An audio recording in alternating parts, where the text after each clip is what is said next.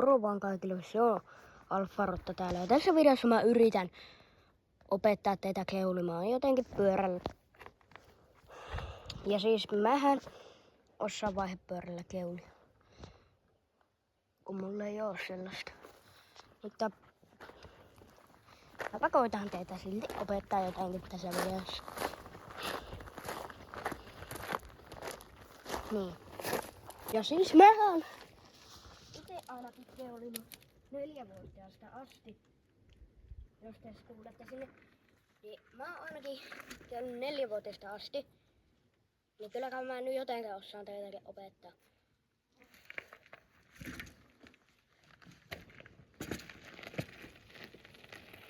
Niin siinä. Lähtetään vaihepyörä tai normipyörä.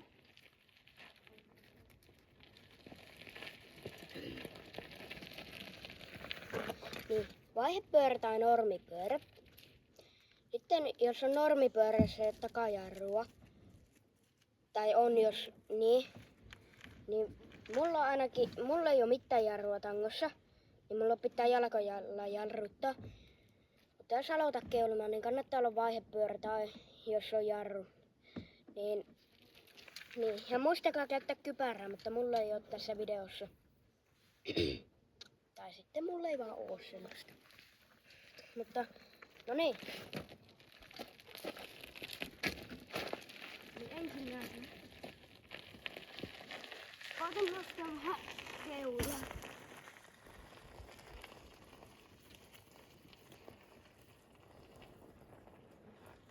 Toisena, sitten kun se onnistuu se keuliminen, niin koita vettä ympäri.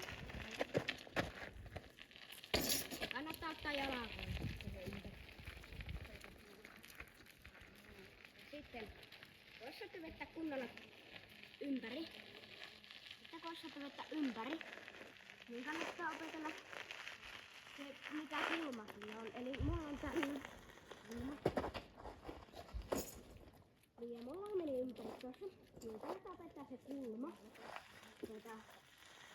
Ja sitten, kun saatte kulma hallussa,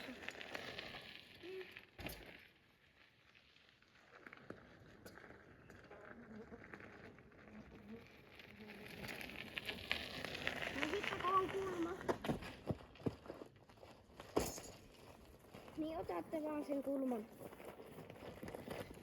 vaan sen kulman ja sitten yritit poleta. Tää oli aika lyhkäinen video, mutta kyllä tästä varmaan joku tulee. Mutta se olisi moro. Siinä oli teille opetusvideo, jos siis tarvitte sellaisia.